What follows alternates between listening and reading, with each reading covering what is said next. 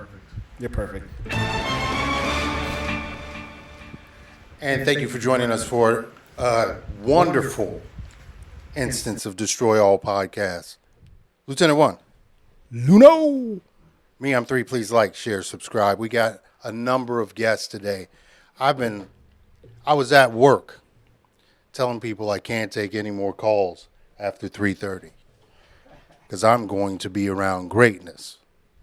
And here we are. We have another guest host. Would you like to introduce our guest host there, Luno? Our guest host today is a very special friend of mine. I've known him since, 4th grade. Yeah. Since 4th grade. Beavis Elementary. Eric Lorda. He is a boxing enthusiast, analyst, and pretty much the man. Thank you. I appreciate being here, man. Hey, I appreciate it. So Absolutely. Today, Today. we have. Can I do it? Go for it. Former UBA heavyweight champion Nate Tubbs. Former WBA heavyweight champion Tony TNT Tubbs. Make some noise. In the house. They are in the house, ladies and gentlemen. Oh, All right. So what we're here to talk about today is the Boxing Hall of Fame. yes. But I'm gonna ask my cousin some questions. Yeah, I'm family. I'm gonna ask my cousin some questions besides that. But what we want to know is, Nate, what inspired you to do this Hall of Fame? Well, basically, Tony's in 3 or 4 Hall of Fames, and I got in my first one in 2022. Tony went in Indiana Boxing Hall of Fame 2021.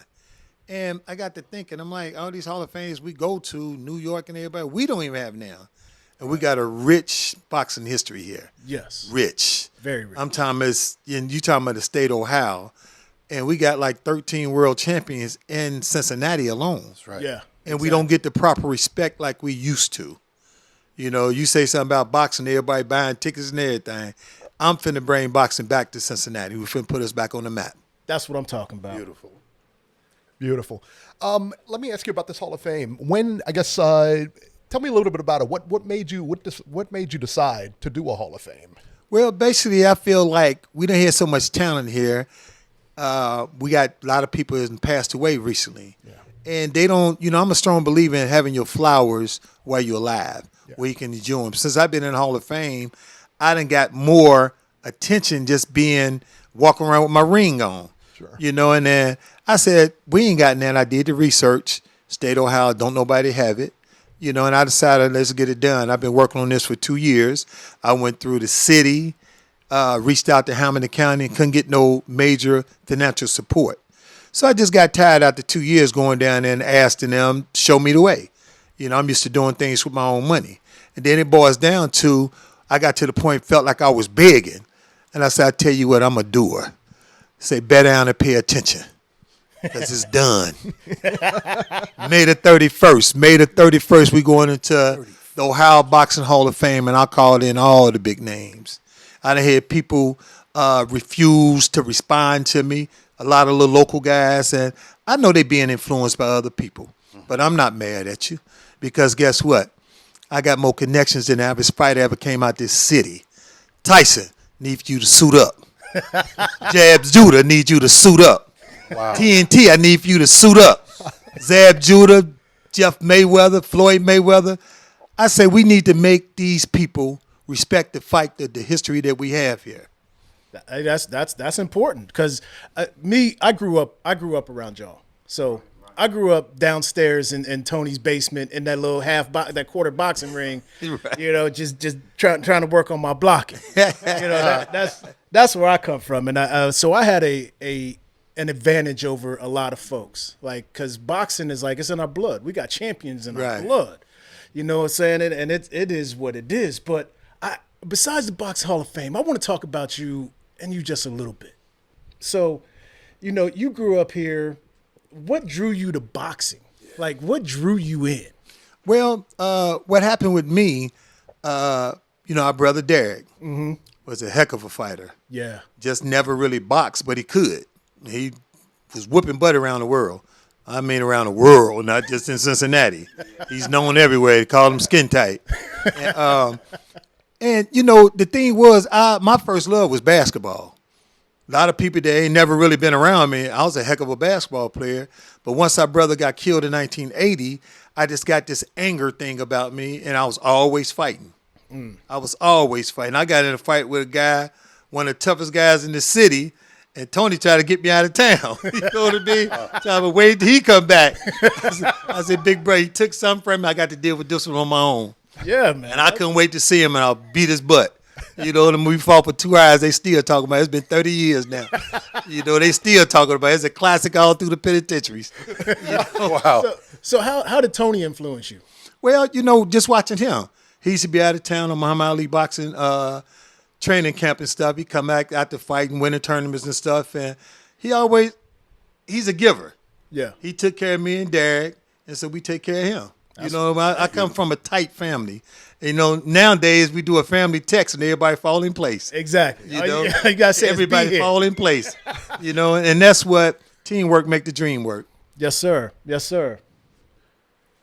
Can you speak to what, like, training, like staying focused? You say you're a man's man. You do what you want. Right. How does training and dealing with other voices that see what you're doing, the people outside that are directing traffic, how does that interfere? It interferes a lot because you got a lot of negativity. You know, because one thing I always tell kids when I speak to kids, you got to make your own choices. You know, it's so easy to make the wrong choice.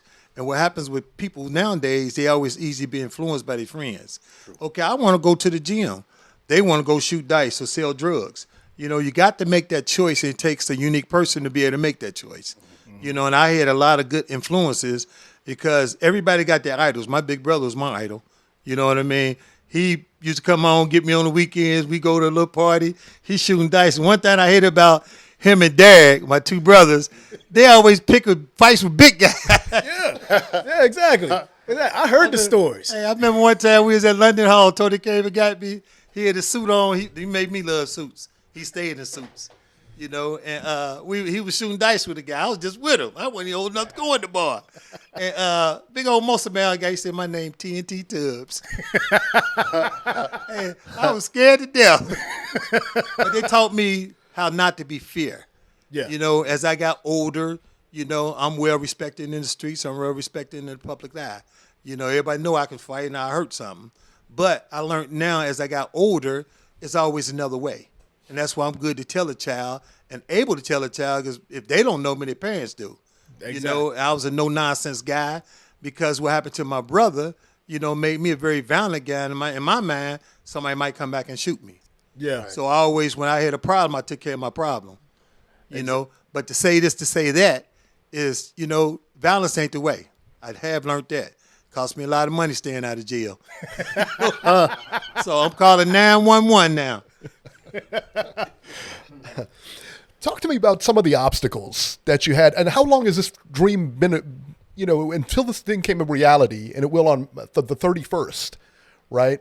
So talk to me about some of the obstacles that you had to endure to get to this point. Well, the biggest obstacle was I didn't have no money. You know, I just lost my girlfriend in December the 10th of 2024. And the problem was that, you know, not having resources. I never had to ask nobody for none of it. I couldn't get it from my family. I always had it, you know. And I come from a family that we stick together. I don't ask for a lot of stuff because I don't do small stuff. Everything I do is big. You know definitely what I mean? big. And my mama told me the other day, she said, I don't know how you get this stuff done, but you find a way, you know. And just determination, you know. And I came from an era where if you believe, you can achieve. And I always been around positive people. I got people I've been around since I was 8 years old, and they all 75 years old. All my partners 75 years old.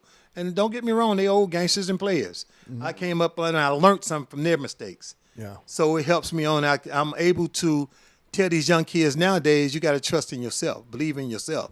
Mm-hmm. Stand alone, make your own choices. Because you make a choice to please somebody else's consequences outweighs the benefits. Yes, sir. Yes, sir. So one of the things I was impressed with when, because I mean I know the history, but for the folks out there, like that fire never really goes out for boxing. Like, you came back as a 40-year-old man And won. and knocked the dude TKO in the first round. What was that mindset coming back at 40? Because I'm 52, and there's no way I'm getting in the gym to go prepare like that. What was you thinking? Well, one thing about it, when the fight was over with, I retired. But the good thing is that I had Billy Joyner train me for my last 4 pro fights. And you got trainers, like I've been around Tyson about 40 years. You know what I mean? We went through the amateurs together. I spent my whole pro career just about with him. The thing was, Billy Joyner was a trainer that I respected. He pushed me. Anything he asked me to do, I did what he asked me to do, and he pushed me. I think I was in the best shape of my life.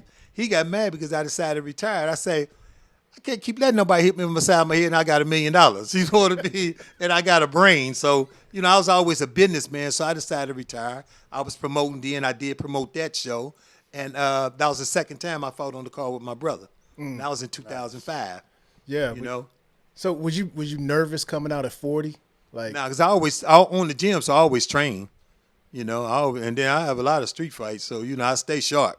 Got an 85% knockout radius. I know. For the ones that don't know, ask somebody. Ask somebody, because there was only 4 losses. Yeah, There was only 4.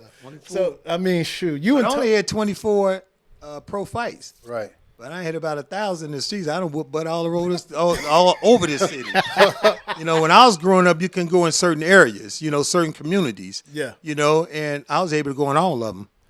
I know. I normally knock out the toughest guy. Yeah, exactly. Make my job easy. Exactly, because I would go somewhere and be like, yeah, your last name Tubbs?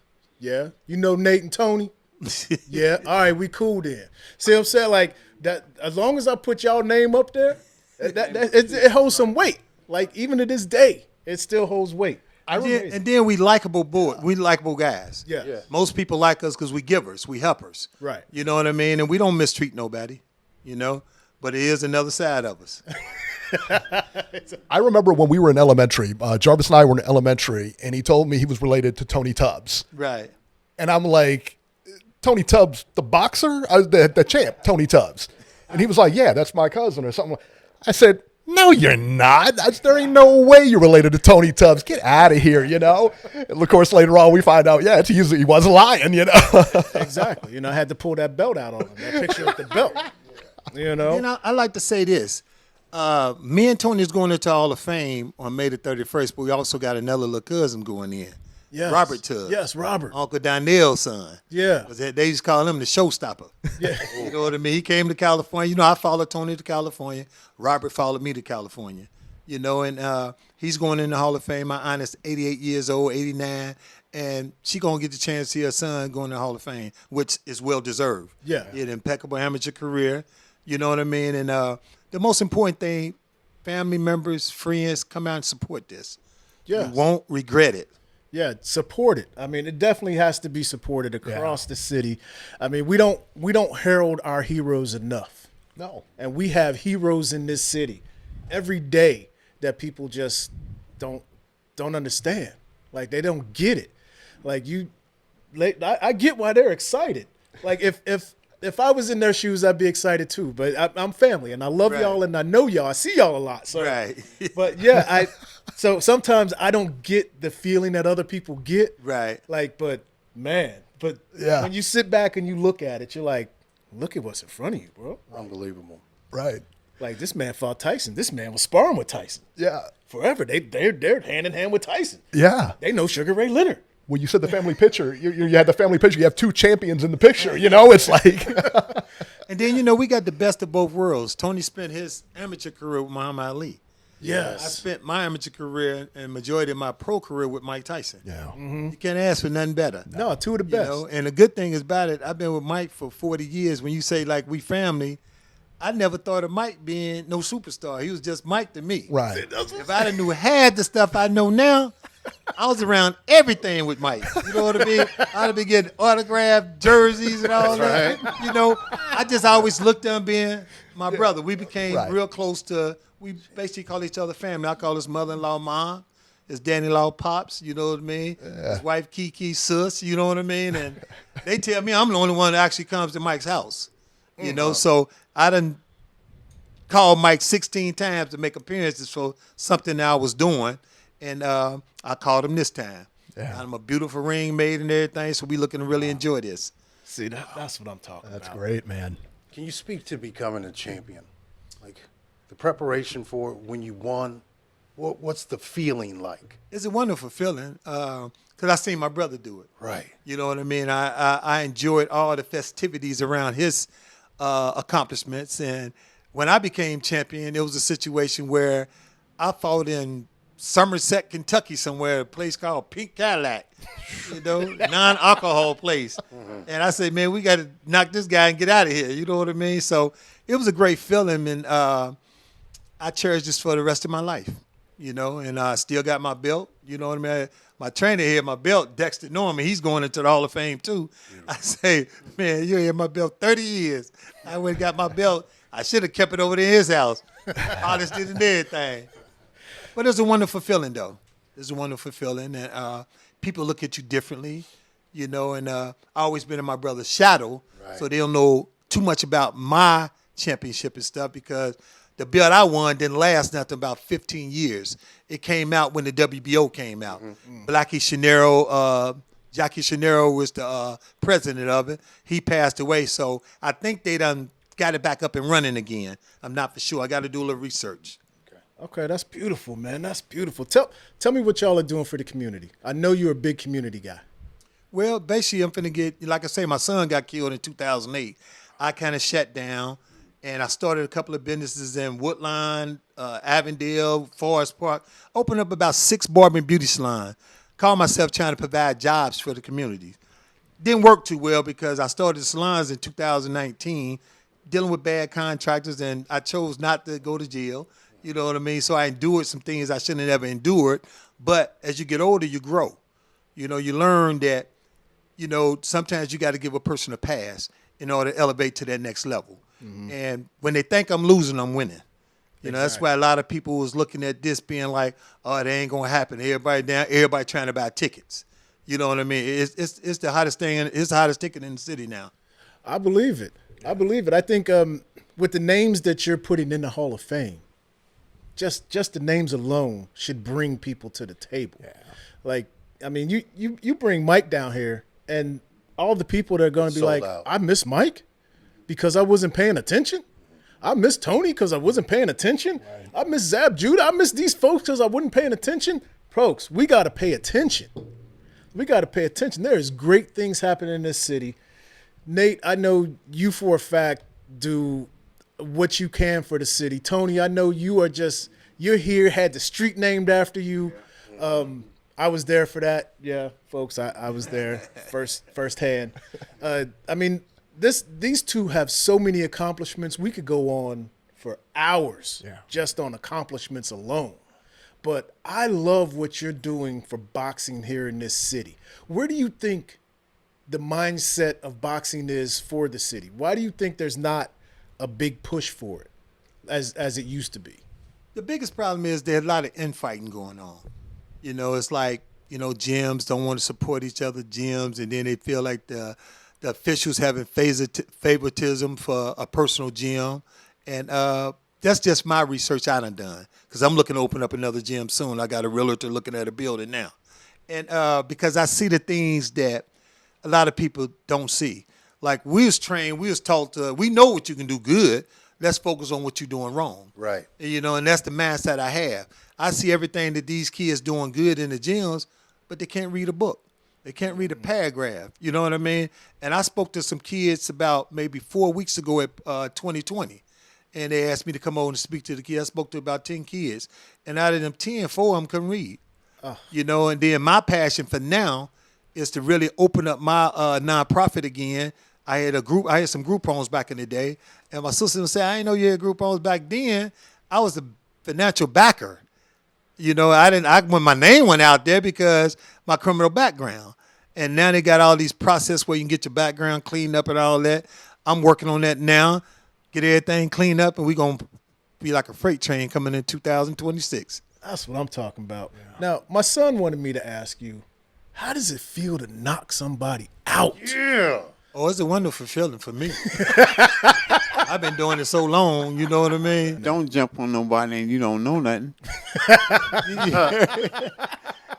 Exactly. You can't do that. You know what I'm saying? Get surprised. Exactly. You get straight up surprised, boy. Oh, man. Yeah, so another one thing that I wanted to talk about is with this Hall of Fame, what level do you want to take it to? Like, to be a every year thing you're putting people in, every couple of years, every month? How do you want to control this thing? Starting in 2026, we'll be doing it twice a year from now on. Okay. You know, and then, like I said, I'm the founder, so I make the rules. And we going to focus on Ohio, but I'm allowing other superstars come in. We got to have that names. Yeah. The big names. You know what I mean? Exactly. People know Mike Tyson. You know what I mean? We got to get the big names. I'm looking to bring in Larry Holmes or Michael Spinks in there. Wow. You know what I mean? Because in order to make this thing work, we got to get the people that can sell the tickets. Mm-hmm. You know, it's like anything else. Everybody know us. They see us every day. It ain't that exciting no more. You know what I mean? So we finna bring the excitement back. You know what I mean? That's why I called Zab Judah. I called the Mayweathers. I want y'all to come in like I talked to Jeff Mayweather today. I say, Floyd Sr. got a little dementia. You know, he say he don't know if he's going to come in, but he's going to confirm it today. If he can get his home health care to travel with him, he'll be here. I said, I want him here. If you can, you know, make him here, make him come. If not, we're going to celebrate him anyhow. Right. So, life after boxing. Yes. How do you take care of yourself? How do you control that monster inside you? It's kind of hard because you always being tested, you know, in a lot of different ways. Like, we nice guys. You got like I did 5-6 salons since 2019. I had problems out of every last one of them. And then I chose not to get in no trouble. You know, because it was so easy to get in. And then I just caught an assault charge not too long ago and I got lucky and got it dismissed. They had me on video camera and everything. I gave a guy, my electrician, $500. He just took my money. Oh. Then told me to suck his private. You know what I mean? It's over. And before I know, I done hit him with 50 to the head. You know what I mean? It's over. You blacked out. You know, he want me to pay a $4,500 doctor bill. So I said I refused to pay it. So we went to court and got lucky and got a judge. He, you know, caught him up in all his lies and dismissed it. That was a blessing. That's fantastic. But he told me I can't do that. Yeah. My violent background, he said, you'd been in jail with another judge. Yeah. So I thank you so very much. Right. I get the message. I got the message, sir. I got the message. So you also promote, which a lot of people may not know, but you do a lot of promoting. Yes. What is the biggest obstacle for young fighters today? Well, believing in themselves. Everybody want to pick their opponent, but they want to be paid. See, we came along the era, we fight anybody. Yeah. Right. You know, anybody you put in front of us, we fighting them. You know what I mean? Because we believe in ourselves. Right. These fighters nowadays been around people that's, you fighting so-and-so, he's on 10. You know what I mean? Because the guy on 10 don't mean he can't fight. Right. You know what I mean? You got to analyze who he fought and how he lost to him and all that. People don't do that no more. You know, and then just got to give the right program. That's why I'm thinking about opening up another gym, and I can help guide them because I done did it all. Let me ask you just a quick question here. I read a book, and in the book it said that about 90% of the fights are fixed. Now, let me clarify this. When they say fixed, it doesn't mean that somebody's been paid off. Right. All right, the referee hasn't been paid off. The fighters haven't been paid off to take a dive. By fixed, they mean they know who's going to win by the matchmaking. To a certain extent. Is that accurate? Pretty much so, but it ain't always true. No, for sure no. I went to South Africa in 1994. I flew 22 hours, and the guy that took me over there, I heard him telling the promoter that Corey Sanders should knock Tubbs out in 2 rounds. Yeah. I said, didn't work out that way, did it? Do your homework. I said, I told him that morning, if you watch the tape, you can pull up on. I went over, once I knocked him out, and he was asleep for about 30 minutes. Yep. I went over and told him, I told you. You know what I mean? Because we came along with guys that told us, like I say, we don't look at what you do good. He was knocking everybody out. Then when he knocked Burt Cooper out before I fought him, I said, man, send that contract. So Burt must have laid down. You know what I mean? Burt just went to war with Holyfield. You know, this guy knocked Burt Cooper out in 2 rounds. I said, man, send that contract. And, I went over there and then I got a contract at the weigh-ins. And I was telling a good friend of ours, he's a motivator named Montague. I told him, I said, Q. He told me, man, don't sign it. Don't sign it. You got to get a lawyer. I said, Q, I can read, write, and count on paper. I said, what you don't understand, they're giving me a contract because they don't think I'm going to win. Mm-hmm. On this contract, they ain't got no protection on themselves. I said, because they don't think I'm going to win. No I was a rematch 31 clause. underdog. Yeah, no rematch clause. Nelson Mandela became president. Yeah. That's the greatest moment of my career. Yeah. Wow. Okay. You know, and I knocked him out in 2 rounds. Corey Sanders, God bless you. Amazing fighter, too, Corey Sanders Amazing was. fighter. Yeah. But, you know, Absolutely. they looked at what he did good. Yeah. And from our training, from Henry Ward, thank God and God bless you, you know, we looked at what he did wrong. Yeah. And then what they didn't know, I was a softball too. So softballs, I know everything he was going to do. Mm-hmm. You watch the tape, I ain't used no skills. I just walked through him. I just wanted to touch him on his chin. I watched it the other day. What was the reaction backstage when that fight was over and you came backstage? Because you know he's the house guy. And the problem was, me and Montague knew it was going to happen. Right. You know, I would have never flew no 22 hours right. If I even thought this guy had a chance to beat me. I could have got beat up in the States. Right. You know what I mean? You know, and I was highly confident. And then the wonderful thing about it, I went to see Mike Tyson the day before I got on the plane. We talked about it, you know. Yeah. I told Mike, I say, this the first fight, because I just lost to David Tua on a 2-day notice. Yeah. Tough fight. You know what I mean? I just got out of jail from assault charge. I did 120 days eating big cookies and honey buns. I fought David Tua. I was 320 pounds, you know, but I needed the money. Yeah. You know, and then those decisions I made for the money, and I had to get nobody no money. See, that's unheard of. Every time you fight nowadays, you got to chop your money up 10 different ways. Yeah. You know, first word came out of my mouth, if I ain't got to get nobody no money, I'd take the fight. But then, as I got older and got really deep into the promotion, man, he was stealing from the top anyhow. You know what I mean? So what he gave me was nothing that I should have got more anyhow. Yeah. But I lost to David Tua. That got me the Corey Sanders fight. Yeah. Then I had a 2-day notice for David Tua.